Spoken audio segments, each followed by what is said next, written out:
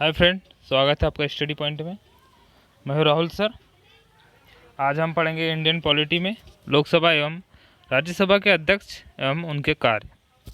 तो जो सबसे पहले इस चैनल में नए हैं वे ज़रूर इस चैनल को सब्सक्राइब करें और प्रेस आइकॉन को ज़रूर प्रेस करें। आगे बढ़ते फ्रेंड।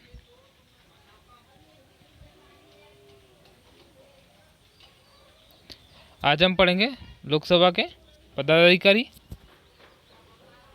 सबसे पहले देखते हैं जो लोकसभा का अस्थायी अध्यक्ष होता है उसे हम प्रोटेम स्पीकर भी कहते हैं। ये क्या करता है कि जितने भी लोकसभा के सांसद वगैरह होते हैं उन्हें शपथ दिलाता है और लोकसभा अध्यक्ष को भी शपथ दिलाने का कार्य करता है। आगे पढ़ते हैं।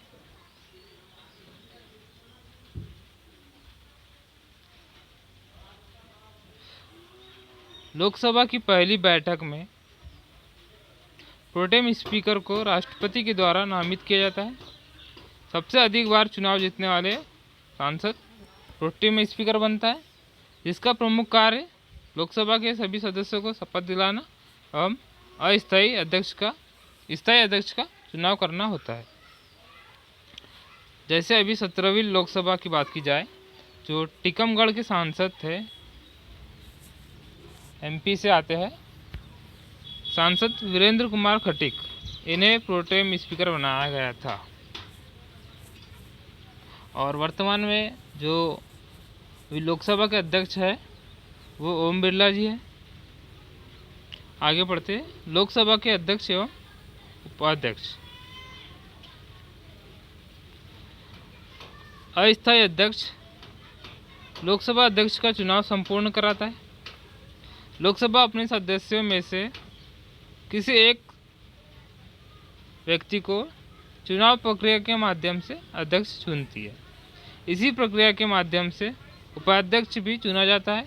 इन दोनों के अलावा 10 लोगों का एक पैनल भी नियुक्त किया जाता है, जो आवश्यकता पड़ने पर अपने कर्तव्यों का निर्वहन करता है। इसका मतलब फ्रेंड कि लोकसभा जो अध्यक्ष है, जो जितने भी सांसद होते हैं लोकसभा के, उनमें से एक को लोकसभा अध्यक्ष बनाया जाता है, साथ ही साथ उपाध्यक्ष बनाया जाता है और 10 लोगों का एक पैनल भी बनाया जाता है, जो आवश्यकता पड़ने पर अपने कार्यों को अंजाम देते हैं। लोकसभा अध्यक्ष और उपाध्यक्ष दोनों का कार्यकाल 5 वर्ष का होता है, लेकिन यह नई लोकसभा की प्रथम बैठक तक अपने पद पर बने रहते हैं। समय के पूर्व अपना त्यागपत्र एक दूसरे को सौंप सकते हैं। मतलब जो लोकसभा अध्यक्ष है वो अपना त्यागपत्र उपाध्यक्ष को सौंपता है और लोकसभा उपाध्यक्ष अपना त्यागपत्र लोकसभा अध्यक्ष को सौंपता है। लोकसभा जो अध्यक्ष एवं उपाध्यक्ष है, इनको हटाने के लिए 14 दिन के पूर्व सूचना देनी पड़ती है और इन्हें साधारण बहुमत से संकल्प पारित करके हटाया जा सकता है। लोकसभा अध्यक्ष प्रोटेम स्पीकर के माध्यम से शपथ लेता है। लोकसभा अध्यक्ष के कार्य, उनके अधिकार देख लेते हैं।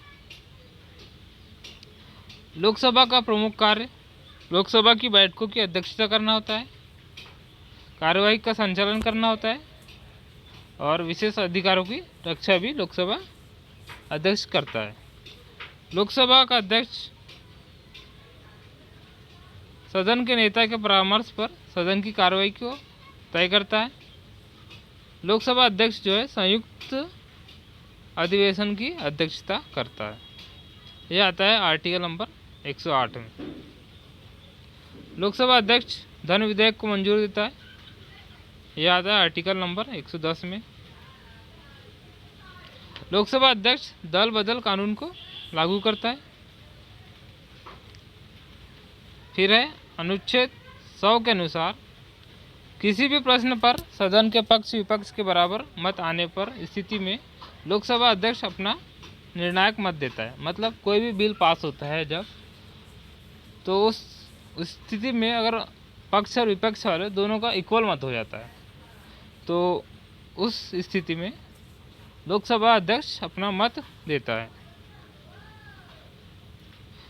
लोकसभा के सीटों की बात की जाए, शीर्ष 5 सीटों की, तो सबसे पहला है उत्तर प्रदेश राज्य। यहाँ पर 18 लोकसभा सीटें हैं। महाराष्ट्र राज्य की बात करें तो 48 है।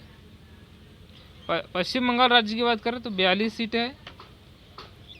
बिहार राज्य की बात करें तो 40 सीटें लोकसभा की है। और तमिलनाडु की बात करें तो 39 सीटें लोकसभा की हैं। फिर आगे बढ़ते हैं राज्यसभा के बारे में। राज्यसभा संसद का दूसरा या उच्च सदन कहलाता है, जो राज्य एवं केंद्र शासित प्रदेशों का प्रतिनिधित्व करता है। लोकसभा की तुलना में इसकी शक्ति कुछ कम होती है।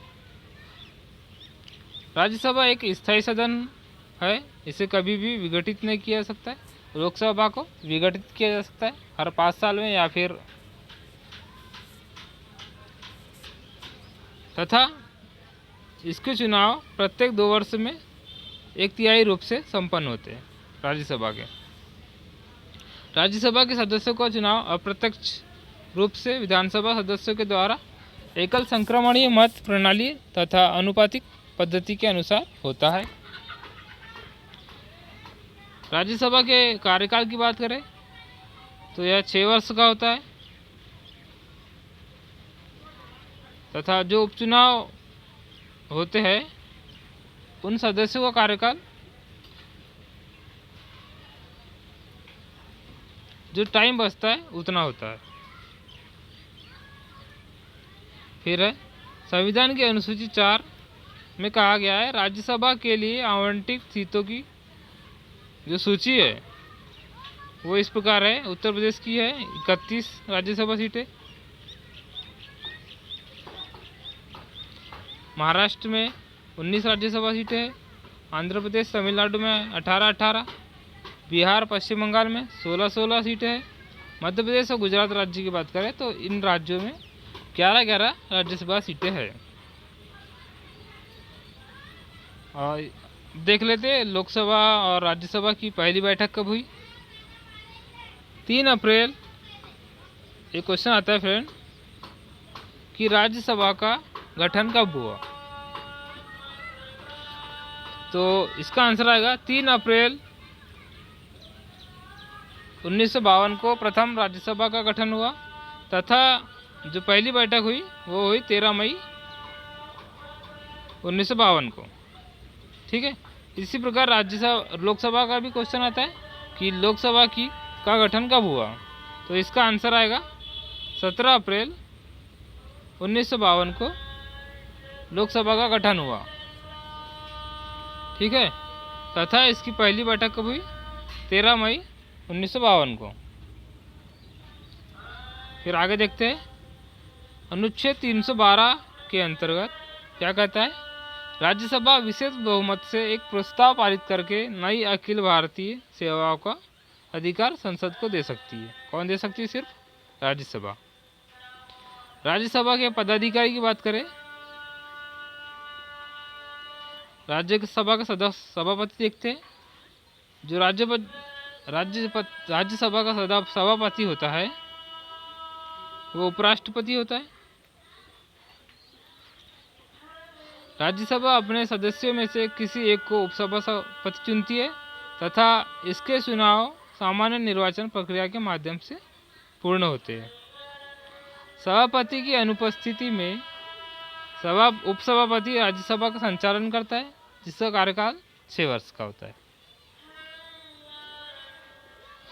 राज्यसभा का सभापति समय से पूर्व सभापति को त्यागपत्र देके अपना पद छोड़ सकता है। ठीक है, कि जो सभापति है वह अपना त्यागपत्र उपसभापति को दे सकता है। उसे 14 दिन की नोटिस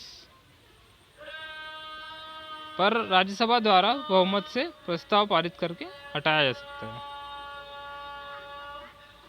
ठीक है फ्रेंड, आज हमने पढ़े राज्यसभा और लोकसभा के अध्यक्ष और उनके कार्य। कल हम पढ़े राज्यपाल के बारे में। आज के लिए इतना ही फ्रेंड, और जो भी नया है इस चैनल को सब्सक्राइब जरूर कीजिएगा और बेल आइकन को ज़रूर प्रेस कीजिएगा। मिलते हैं नेक्स्ट वीडियो में। Thank you.